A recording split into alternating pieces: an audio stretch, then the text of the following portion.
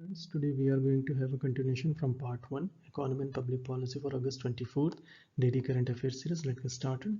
The first 10 news 1 to 10 we have already covered in part 1. So 11th news will be in Uttar Pradesh, freebies has been awarded to given to real estate players and which has been kept under wraps.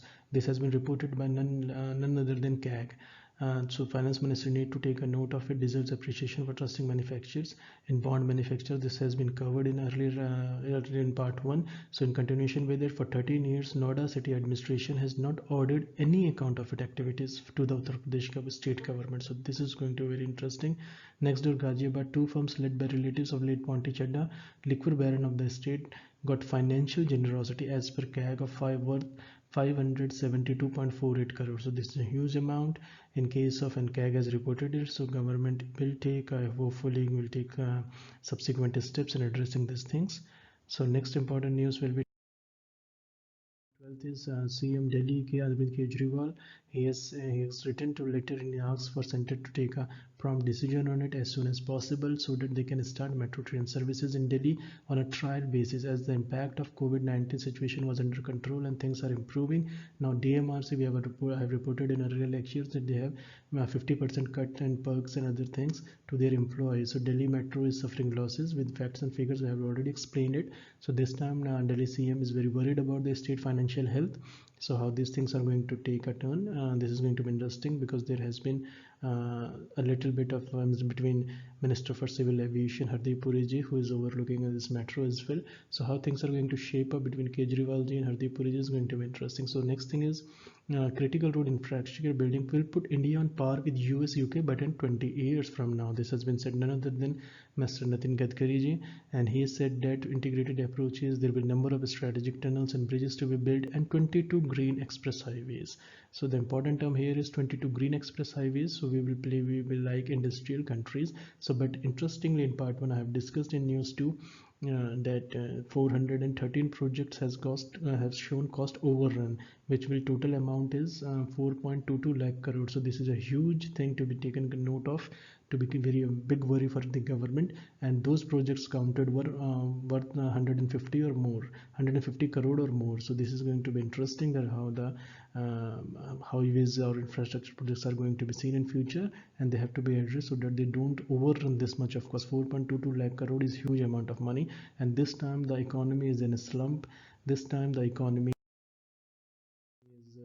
and the demand is all time low even before COVID, and COVID has given, I will report Paul Krugman here, that he has said that 100 odd countries are going to give in interest payment only $130 billion. So where this money is going to come from, there are two ways, going for taxation and going for debt as well. So Indian government is going for both, and if cost overruns are going in this gigantic amount 4.22 lakh crore, so this should be really worrying government, and they should take immediate steps to addressing these concerns. So how things will shape up, time will tell us in very near future.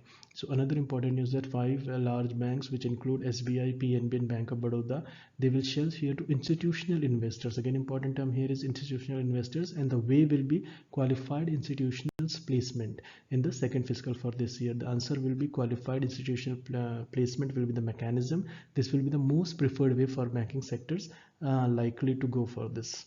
And another important news is Adani Group has acquired 74% stake in Mumbai Airport. They already have the Kerala Airport, on which CM Vijayan, Chief Minister of Kerala, Vijayan has written to Prime Minister Narendra Modi ji that the center is taking unilateral decisions. So how the things are going to be sorted out between both the state government and the central government is interesting to be seen. But as of now, Adani has taken 74% in Mumbai Airport, which makes him the second. Mumbai Airport will be the second largest airport, and this will make him 6 airports are already under its belt, along with Kerala and Trivandrum Airport and now Mumbai. So this will be the second largest after airport operator after GMR Group. So question can be very interesting here, which is the largest one. So people will be setting the question. So they will take on Adani, but Adani will not be the right answer.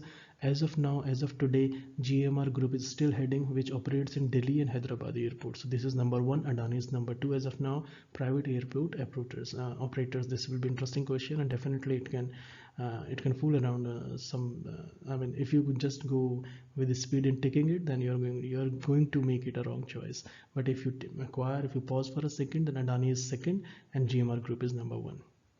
So another important news is Apollo Global, Piramal Capital are in talks for $500 million loan. So this is going to be the one of the largest debt deals of the year. I have covered this in earlier lecture. US-based private entity will fund Apollo Global Management and in final stages of the talks. So Piramal Capital and Housing Finance, this is a part of Piramal Enterprises. So this is going to be interesting. Now then the question will come that this which segment or which sector the debt deals in home finance, which means non-banking finance this year. So this is going to be testing aspirants on competitive examinations. So another important news is PSB to set aside bulk for profit or provisions. Now they have set aside 80%. This 80% figure you have to take note of, and moreover, like Bank of Baroda shown a profit, which I covered yesterday itself earlier. Catholic Syrian Bank. This is a Kerala-based bank. It's not a Syrian bank. It's a Catholic Syrian bank. It has also showed profits. So how they have taken aside 80% of their aggregate operating profits. Now again, important term here is 80%. One second is aggregate operating profit made in June quarter. So if you remember these things, so you will set the right answer. Now 18 digital payment market in India is going to see a threefold rise. This is the Red Seer Consulting Group study, which has said that is going to be increased to threefold, that is rupees 7,900 trillion by 2025. So this again to remember the report. And this is a one more important is that government frames norms for enforcement of rules of origin for imports. So this is a very important news as far as every good coming from China will now have made in China into it. So how the government is going to win, and this custom duties allowing for preferential rate for custom duties on product imported under free trade agreements. With China we are not having any. So for free trade agreements, this is going to be interesting. And another important news for is Serum Institute. This was in talk with Oxford. I covered it in a real lecture. They said that the vaccine is going to be ready. Their vaccine is Covishield.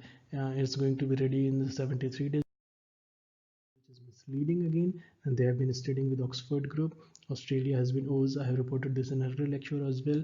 Faviparivir, Dr. Reddy's, Dr. Batras. These are going to be how they are going to shape up the COVID how pandemic. Then Russian WHO has said they will have a review on it. So how these things are going to shape up, but as of now, it's not coming in 73. The government asked them to stockpile it. So this is what the Serum Institute Pune based is telling us. Thank you so much for listening. Have a nice day.